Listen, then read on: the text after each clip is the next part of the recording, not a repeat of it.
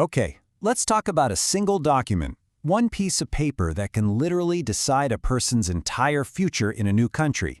We're diving into the world of psychological reports for immigration. And believe me, for thousands of people hoping to call Canada home, this report, well, it changes absolutely everything.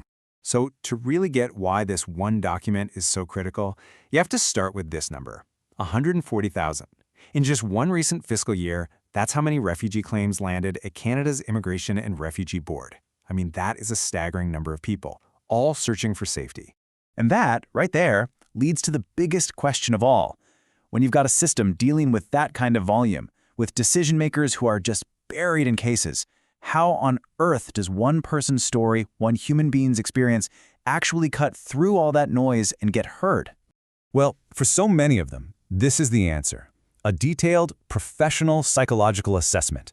It's the thing that can back up their story, that can explain the real-world impact of trauma, and give some objective, concrete evidence to a system that, really demands it. In a lot of ways, this report becomes their voice. But here's where it gets really interesting. Before a single word of that report is even written, a huge legal decision has to be made. Right from the start, the case splits, and it heads down one of two totally different paths. So on one path, you've got the refugee claim. This is a straight-up legal argument. You're trying to prove that you fit the official definition of a convention refugee, that you have a legitimate, well-founded fear of persecution back home. The other path, though, is the humanitarian and compassionate application. This is less about a legal right and way more about asking for mercy for a special exception based on incredible hardship. And check this out, this table really breaks down why that choice is so huge.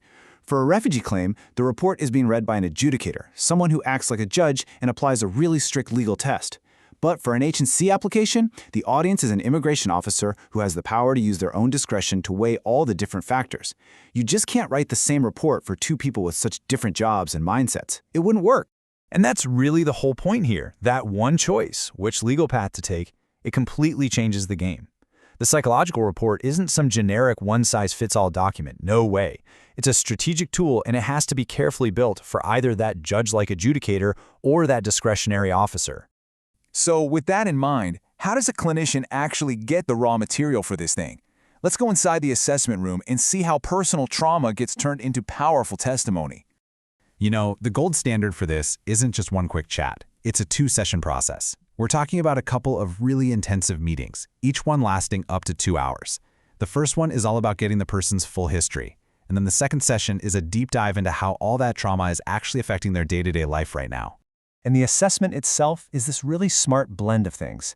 You've got the person's own story, their trauma history, but it's combined with objective, hard data from standardized clinical tools, stuff like the PCL-5 for PTSD or the PHQ-9 for depression.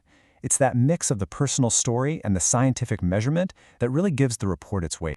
Now, throughout this whole process, the clinician is looking for one thing above all else. It's called the nexus. It's basically the professional expert opinion that draws a direct line, a causal link, between what happened to the person in their past and the psychological symptoms they're showing today.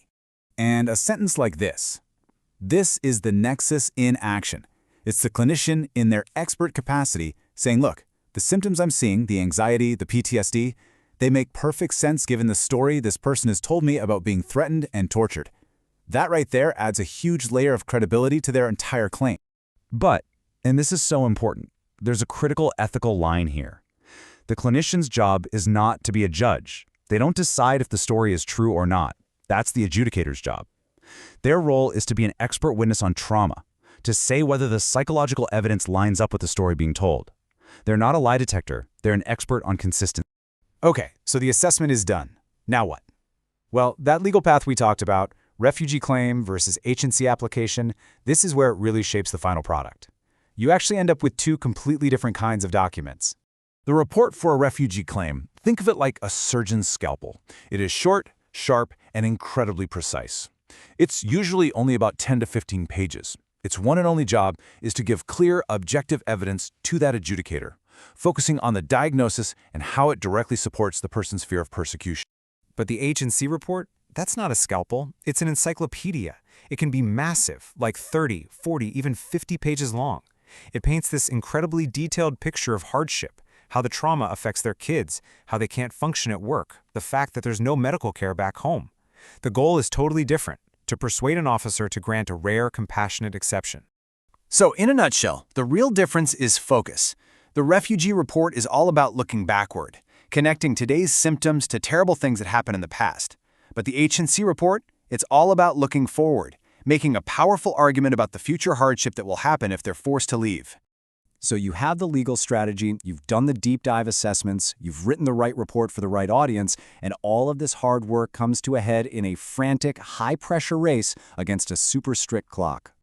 See, the Immigration and Refugee Board has this non-negotiable rule. All evidence has to be in their hands 10 days before the hearing, period. So that means everyone has to work backward from that deadline. The lawyer needs the report about 15 days before, which puts this immense time pressure on the clinician to get everything done, the assessment, the analysis, the whole write-up. And it's in this final, stressful stretch that the biggest ethical challenge really comes into focus. The lawyer's job is to be an advocate, to fight to win the case. But the clinician has to stay an objective expert. Even with the family's entire future hanging in the balance, they simply cannot tweak their findings to better fit the legal argument. Their professional credibility and the entire power of the report is built on that objectivity. And then it's submitted. And in that moment, the report really does take on a life of its own. It's not just a collection of data and observations anymore. It becomes this impartial voice speaking for one person's story in a system that is just overwhelming. And that person's future is now sitting in its pages, in the hands of a decision maker. Which, leaves us with one last thing to think about. We've gone through the process, the strategy, the deadlines, all of it.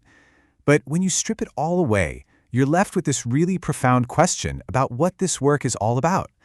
When a person's life literally hangs in the balance, what does it truly mean to stand there and be an objective professional witness to their pain?